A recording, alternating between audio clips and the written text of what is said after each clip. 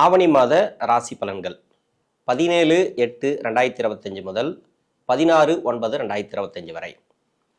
இந்த ஆவணி மாசத்துல கிரக நிலவரங்கள். மிதுன ராசியில குரு, கடக ராசியில சுக்கிரன் புதன், சிம்ம ராசியில சூரியன் கேது, கன்னி ராசியில செவ்வாய், கும்பத்துல ராகு பகவான், மீன ராசியில சனி பகவான் வக்ரம். இந்த கிரகத்தோட நட்சத்திரங்கள் பார்த்தீங்கன்னாக்கா, குரு இருக்கக்கூடிய நட்சத்திரம் புனர்பூச நட்சத்திரம், சொந்த நட்சத்திரத்தில் இருக்கார் இந்த மாதம் ஃபுல்லாகவே. சுக்கிரன் அதாவது கடகராசியில புனர்பூச நட்சத்திரத்திலிருந்து மக நட்சத்திரம் வரைக்கும் வருவார். புதன் பூச நட்சத்திரத்திலிருந்து மக நட்சத்திரம் வரைக்கும் வருவார் இந்த மாதம் ஃபுல்லாக. அதே சூரிய பகவான் சிம்மராசியில மக நட்சத்திரத்திலிருந்து உத்தரம் நட்சத்திரம் வரைக்கும் இந்த மாதம் ஃபுல்லாக ட்ராவல் பண்ணுறார் சூரிய பகவான். கேது பூர நட்சத்திரம் தான், சுக்கிரனோட நட்சத்திரம் தான். செவ்வாய் அஸ்தம் நட்சத்திரம், சித்திரை நட்சத்திரம் இந்த மாதத்தில். ராகு பகவான் பூரட்டாதி நட்சத்திரம், குருவுடைய நட்சத்திரத்தில். சனி சொந்த நட்சத்திரமான மீன ராசியில உத்திரட்டாதி நட்சத்திரத்தில் வக்கரமாக இருக்கிறார். இந்த மாதத்தில் சுக்கிரன், புதன், சூரியன், செவ்வாய் இதெல்லாம் விட 4 கிரகங்கள், நிலையான கிரகங்கள், சனி, குரு, ராகு, கேது, இந்த கிரகங்கள் தான் ஒரே நட்சத்திரத்துல நிலையா இருக்காங்க. அந்த நட்சத்திராதிபதி மட்டும் இல்லாம வீடு கொடுத்த கிரகமும் நிலையா இருக்கு, ஒரு நட்சத்திரத்துல நிலையா இருக்கு. இப்ப ராகு பார்த்தீங்கன்னாக்கா அது ஆல்ரெடி வக்ர கிரகம், பூரட்டாதி நட்சத்திரத்துல இருந்தாலும் சனியோட வீட்டுல வீடு கொடுத்த கிரகம் சனி பகவான், அவருக்கு 2ஆம் இடத்துல வக்ரமா இருக்கிறார். அப்போ ராகு பலமா இருக்கிறார் இந்த மாசத்தை பொறுத்த வரைக்கும். சனி பகவான் இவர் மீனராசியில வக்ரகதியில் இருக்கிறார், சொந்த நட்சத்திரம். குரு பார்த்தீங்கன்னாக்கா பூரட்டாதி நட்சத்திரம், அவருடைய சொந்த நட்சத்திரத்தில் இருக்கார், அதாவது மிதுன ராசியில. கேது பூர நட்சத்திரம், சுக்கிரனோட நட்சத்திரத்தில் இருக்கிறார். உங்களுடைய ராசிக்கு இந்த மாதத்துல என்ன பலன்கள் அப்படிங்கிறத பார்ப்போம். சிம்ம ராசி, ஆவணி மாசத்துல கிரக நகர்வுகள். ஏன்னா 8ஆம் இடத்துல சனி வக்ரமா இருக்கார், அது மட்டுமே சிறப்புன்னு சொல்லிக்கலாம். ஓரளவுக்கு இந்த அஷ்டம சனி அப்படிங்கிறது அந்த தாக்கம் கொஞ்சம் கம்மியா இருக்கும் சிம்ம ராசியை பொறுத்த வரைக்கும். மற்றபடி ராசிக்கு 2ல் செவ்வாய், 12ஆம் இடத்துல புதன் சுக்கிரன், 11ஆம் இடத்துல குரு, ராசியிலேயே சூரியன் கேது, ஆட்சி பெற்ற சூரியன். இது எல்லாமே பரவாயில்ல, ஓரளவுக்கு இந்த மாசத்தை பொறுத்த வரைக்கும் ரிலீஃப். ஏன்னா அந்த அஷ்டம சனி மட்டும்தான் கொஞ்சம் டிஸ்டர்ப் பண்ணிகிட்டே இருந்தது. உங்களுக்கு தசாபுத்தி அடிப்படையில் இந்த சூரியன், சந்திரன், செவ்வாய், ராகு, செவ்வாய் சம்மந்தப்பட்ட ராகு இல்லை சனி சம்மந்தப்பட்ட ராகு அந்த இடத்துல தசை பண்ணிச்சுனாக்கா உங்கள் சுய ஜாதகத்தில் ஒரு சில ப்ராப்ளத்தை இப்போயே கொடுக்க ஆரம்பிச்சிருக்கும். இருந்தாலும் இந்த டைமுங்கிறது பரவாயில்ல, இந்த ஆவணி மாதத்தில் பொறுத்த வரைக்கும் உங்களுக்கு நல்லாவே இருக்குது. படிப்பு ரீதியாகவும் உங்களுக்கு நல்லாவே இருக்குது. படிக்கிற காலகட்டத்தில் கொஞ்சம் மைண்டு டிஸ்டர்ப் ஆகும் ஒரு சில பேருக்கு. இது வரைக்கும் மைண்டெல்லாம் கொஞ்சம் நிறைய டிஸ்டர்பில் தான் இருந்திருப்பீங்க சமீப காலமாக. இப்போ ஓரளவுக்கு தெளியக்கூடிய சூழ்நிலைகள், தெளிவான ஒரு முடிவு எடுப்பீங்க படிப்பு ரீதியாக.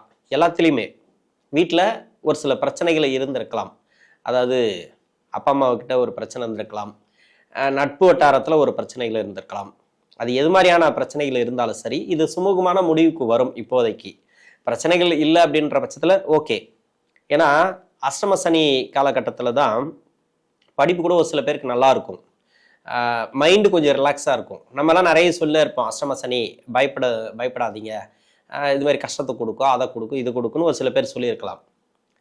அந்த தசா புத்தி இருக்கு இல்லையா, எப்பவுமே அந்த தசா நடத்தக்கூடிய கிரகம் இது நிறைய உங்களுக்கு விதிவிலக்குகள் உண்டு. அதில் திடீர் அதிர்ஷ்ட வாய்ப்புகளை கொடுக்கும். திடீர்னு பார்த்தீங்கன்னாக்கா ஒரு நல்ல பேர், புகழ் அதெல்லாம் இந்த அஷ்டம சனியில் ஒரு சில பேர் கிடைக்கும், நல்ல ஒரு வளர்ச்சியில் இருப்பாங்க. அது மாதிரி இந்த கிரக நிலவரங்கள், ஒரு மாத கோள்கள் இது மாதிரியான அமைப்புகளை உட்காரும் போது உங்களுக்கு சிறப்பான யோகத்தை கொடுத்துரும். இப்போ ஜென்ம ராசியில் சூரியன் கேது இருக்குது. இப்போ சூரியன் ஆட்சி பெற்ற சூரியன், இப்போ தெளிவான ஒரு முடிவு எடுப்பீங்க, மைண்டெல்லாம் டிஸ்டர்ப் ஆகாது. இது வரைக்கும் மைண்டு டிஸ்டர்ப் ஆகிருக்கலாம், கேது இருந்துச்சுனாக்கா ஏதாவது ஒரு டிஸ்டர்ப் ஆகிட்டே இருக்கும். இப்போ சூரியன் இருக்கிறதுனால தெளிவான முடிவு, தெளிவான எண்ணங்கள் அது மாதிரி வந்துடும். இப்போ படிப்பு முடிச்சுட்டு வேலை வாய்ப்பு, அந்த வேலை வாய்ப்பெல்லாம் சிறப்பு அப்படின்னு எடுத்துக்கலாம். ராசிக்கு 2ஆம் இடத்துல செவ்வாய், 4ஆம் அதிபதினு சொல்லக்கூடியவர். உங்களுக்கு இப்போதான் புதுசாக ஒரு வேலை கிடைக்கும். அஷ்டம சனி தான், வேலை கிடைக்காது, வேலையில் பிரச்சனை வரும் நிறைய சொல்லிக்கினா கூட இப்போ வேலையில தான் உங்களுக்கு நல்ல ஒரு முன்னேற்றம். திடீர் வேலை வாய்ப்புகள், திடீர்னு இடம் மாறுறது, ஒரு ப்ரொமோஷன் கிடைக்கிறது வேலையில் இருக்கிறவங்களுக்கு. இது எம்ப்ளாயாக இருக்கிறவங்களுக்கு மட்டும். இது மாதிரி நிறைய உங்களுக்கு நல்ல பலன்கள் இந்த மாசத்துல உண்டு. அதே மாதிரி திருமணத்துக்காக முயற்சி பண்றவங்களுக்கும் நல்லா இருக்கும். அஷ்டம சனி திருமணம் பண்ணக்கூடாது, திருமணத்துல பிரச்சனைகள் வரும்னு சொன்னா கூட அப்படியெல்லாம் ஒன்றும் இல்லை.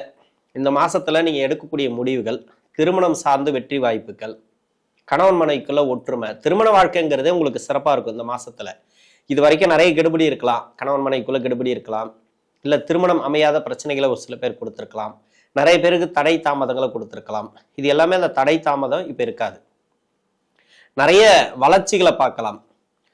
குழந்தைகள் இருந்துச்சுனாக்கா அவங்க மூலியமா செலவுகள், சுப செலவுகள், நிறைய தேவையில்லாத செலவு. இப்ப என்னன்னா அஷ்டம சனியை பொறுத்த வரைக்கும் ஓரளவுக்கு இந்த வக்கர காலத்துல ரிலீஃபு உங்களுக்கு ரெஸ்ட் கொடுக்குது அப்படின்னு சொல்லலாம். இருந்தாலும் அஷ்டம சனியில தான் ஒரு சில பேருக்கு வருமானம் வரும், ஒரு சில பேருக்கு ப்ரொமோஷன் கிடைக்கும், ஒரு சில பேருக்கு வேலை வாய்ப்பு கிடைக்கும், வேலையில நல்ல ஒரு முன்னேற்றம். அது எப்படி பார்த்தீங்கன்னாக்கா இந்த மாசத்துல கிடைக்கும் உங்களுக்கு. திடீர் அதிர்ஷ்ட வாய்ப்புகள், திடீர் வளர்ச்சி, பொருளாதார வளர்ச்சி. ஏன்னா குரு 11ஆம் இடத்துல இருக்கு, லாபஸ்தானத்துல இருக்கு. செய்யக்கூடிய வேலையும் சிறப்பா இருக்கும். அதாவது எம்ப்ளாயா இருந்தீங்கன்னாக்கா உங்களுக்கு தொழில் அப்படின்னாக்கா தொழிலும் நல்லா இருக்கும். இப்ப தொழிலை மாத்தணும்னு நினைச்சா மட்டும்தான் உங்களுக்கு ப்ராப்ளம் கொடுக்கும். நீங்க இருக்கிற தொழிலை செஞ்சுட்டே வாங்க.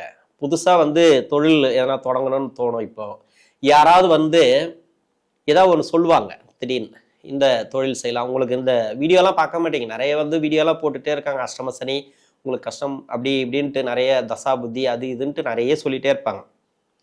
இதுல எந்த வீடியோவா உங்களுக்கு கண்ணிலே படாது. ஏதோ நல்லா இருக்குன்ற வீடியோ மட்டும் உங்க கண்ணில் படும். அதுக்காக நீங்க உதாசீனப்படுத்தவும் மாட்டீங்க, உசாராக இருக்கவும் மாட்டீங்க. இப்போ எப்படி ஆகும்னாக்கா யாராவது எதை சொன்னாலும் எடுத்துப்பீங்க. அஷ்டம சனி அப்படிங்கிறதும் 7 சனி அப்படிங்கிறதும் மன அழுத்தத்தை கொடுக்குதோ இல்லையோ இலகின மனசை கொடுத்துரும். ரொம்ப எதை கேட்டாலும் கொடுத்துருவீங்க. நீங்க என்ன பண்ணணும்னு சொல்றீங்களோ யாராவது கைட் பண்ணாங்கனாக்கா இப்ப அதை அப்படியே எடுத்து செய்வீங்க. உங்களை ஏமாத்தணும்னாக்கா ஈஸியா இப்பதான் ஏமாத்தலாம். அஷ்டம சனி நடக்குதா இப்ப ஈஸியா ஏமாத்தலாம். நீங்க இதை செய்யுங்க, இதுல முதலீடு பண்ணுங்க, இதுல நீங்க பணத்தை போடுங்க, இது இரட்டிப்பா கிடைக்கும், 1 கோடி கிடைக்கும், 2 கோடி கிடைக்கும், எவ்வளவு வேணா அள்ளி கொட்டலாம். இது மாதிரி யாராவது அள்ளி கொட்டினாங்கன்னா அதை அப்படியே நம்புவீங்க. 10 லட்சம், அதாவது உங்களுடைய வசதி வாய்ப்புகளுக்கு ஏற்ற மாதிரி, நீங்க இருக்கிற இடத்துக்கு ஏற்ற மாதிரி, உங்களுடைய தொழிலுக்கு ஏற்ற மாதிரி. 1 லட்சத்துல தொழில் பண்றவங்களும் இருக்கிறாங்க, 1 கோடியில தொழில் பண்றவங்களும் இருக்கிறாங்க.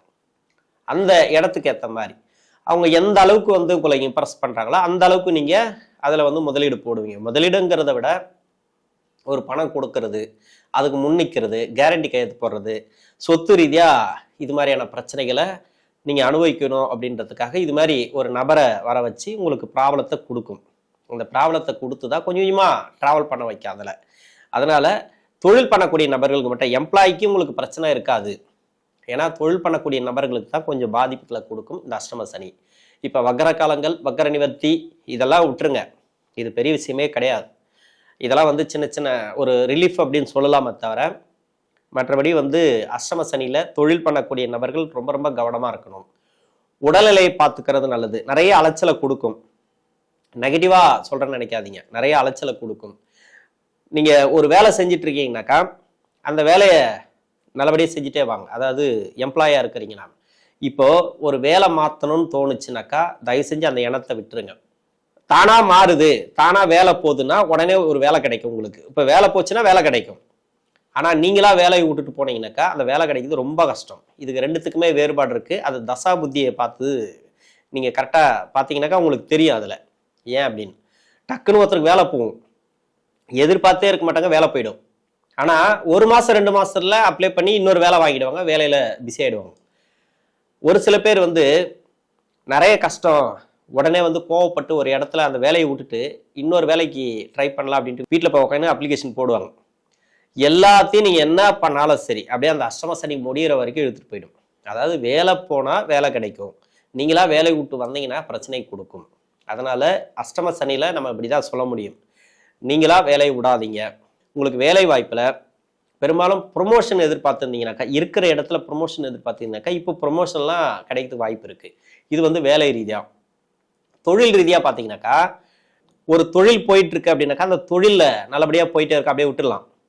நீங்க தொழில் மாத்துறதோ, இல்ல முதலீடு பண்றதோ, பெருசா இன்வெஸ்ட்மெண்ட் பண்றதோ, வேற ஒரு தொழிலை மாற்றி பண்றதோ இந்த காலகட்டங்கள் நல்ல காலகட்டம் கிடையாது.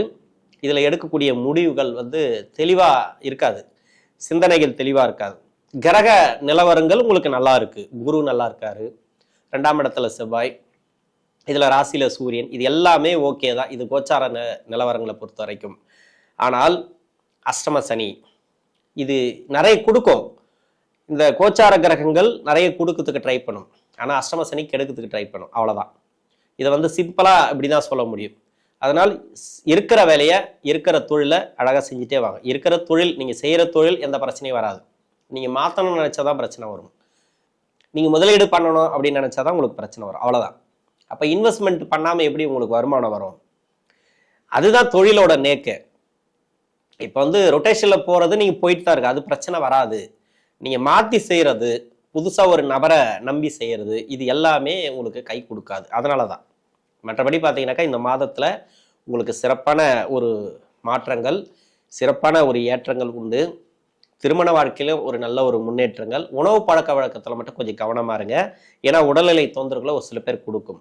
தசா நடத்தக்கூடிய கிரகம் 6ஆம் இடத்தோடு சம்பந்தப்பட்டால், 6ஆம் அதிபதி நட்சத்திரத்தோடு சம்பந்தப்பட்டால் ஒன்று நோயை கொடுக்கும், இல்லைன்னா கடன் கொடுக்கும். அது மாதிரி எடுத்துக்கணும். சிம்மராசியை பொறுத்த வரைக்கும் உங்களுக்கு ரொம்ப கோவப்படக்கூடிய நபர் தான். டக்குன்னு எல்லாத்தையுமே உதறி விட்டு போயிடுவாங்க. எல்லாத்தையுமே டக்குன்னு ஒரு முடிவு எடுக்கக்கூடியவர்கள் தான். உங்களை பத்தி பேசணும் அப்படின்னாக்கா அது நிறைய பேசலாம். அது வந்து முகஸ்துதி மாதிரி இருக்கும். அது வேண்டாம். தசாபுத்தியும் கோச்சார கிரகங்களும் சம்பந்தப்பட்டா மட்டுமே உங்களுக்கு நல்லது. அதாவது மைனஸ் பிளஸ்.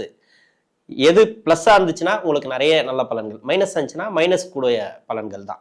அதாவது அதில் கொஞ்சம் கவனமா இருந்துட்டீங்கன்னாக்கா சிறப்பு. இப்போ நேரம் கொஞ்சம் சரியில்லைன்ற பட்சத்தில் கொஞ்சம் கவனமா போங்க. டிராவல் பண்றதுல கொஞ்சம் கவனமா இருங்க. நன்றி.